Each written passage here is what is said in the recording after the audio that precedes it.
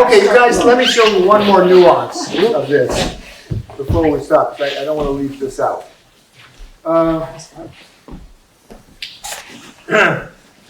When you try to dump the person down like this, of course, they can just resist doing it.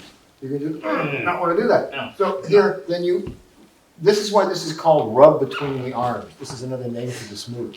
So I'm trying to go like this, and he resists me. So then I just reverse it the other way. And if I can catch him here, this is the real move. And then you just sort of flip him like that. So Or the arm breaks. yeah, exactly. Something's gonna break. Exactly. So Dealer's choice. yeah. So remember, but the point is, he can foil all of this by being completely static. Okay, in other words, what this anticipates is that when people resist, they actually resist. In other words, that their resistance is a dynamic resistance, not just becoming frozen.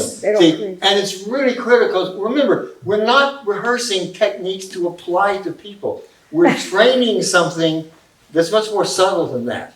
So the point is not to make it as hard as possible for your partner to do his thing. Especially because this would involve you doing something that's completely unrealistic. So in other words, when you try to apply it in this way, and I resist, and you change and go the other way. How do I change it? Well, let me just try it on you and say, now when I go like this, you can just become stiff. Yeah. And I can't make anything work. Right. See, the assumption is he will actively resist this. This way. Now when he resists this, it also has to be active. So, well, you're kind of doing something extra. Now you're kind of going this way. Right. But if you just resist this, Okay. then it becomes No. So in other words, it can rub either way. But it can't rub either way if the person just becomes statue-like. It's interesting. I had a little epiphany about this in Russia. Years and years ago when we were practicing in the gym. I said I was going to make this work. I don't know if you were there or not. And I can't remember who it was. But he just became completely stiff. I said, well, if I go this way and he resists, I can go this way. And I felt like, and finally I said, well, just do this tomorrow. So, I mean, I just really, felt completely, puzzled by the whole thing. Until I went home and realized, right, it has, in other words, his resistance has to be an active change of his muscles the other way. When he resists that way, then I can follow that.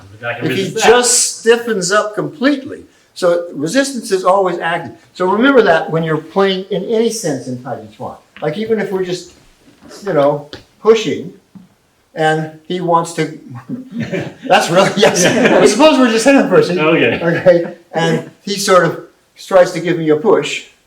Now, here, I'm actually pushing back. So he can release me, and he'll catch me doing this wave, right? But I could also, when he pushes me, just do this. Right? Release. And you'll find people do this, and you'll go like, wow, this is weird. Taiji doesn't really work, does it? But that's because he's doing something that's completely unrealistic. It's not what people do when they fight. You're dynamic when you fight. You don't just suddenly freeze into this weird statue, right? So this is really critical. The two most critical things, I think, in practice when you're doing Taijiquan and two-person stuff is don't freeze like this. You have to stay dynamic, and you have to stay, how can I put it? You have to be sincere.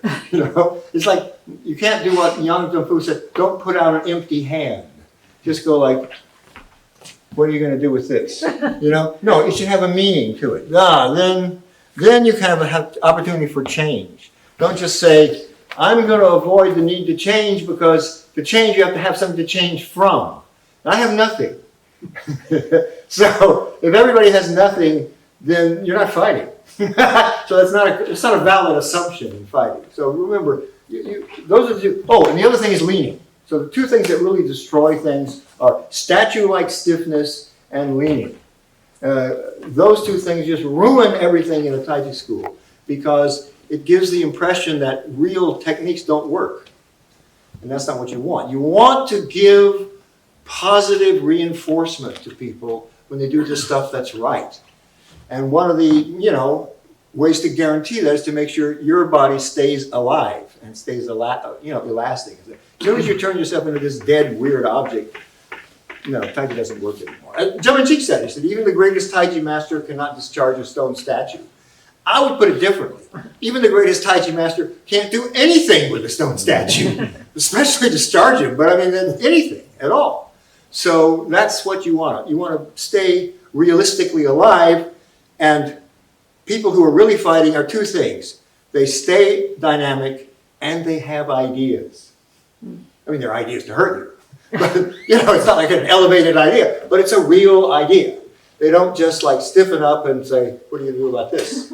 Because really, you don't have to do anything about that, actually. Okay, I guess we should stop. Okay. It was a fun class. Thanks.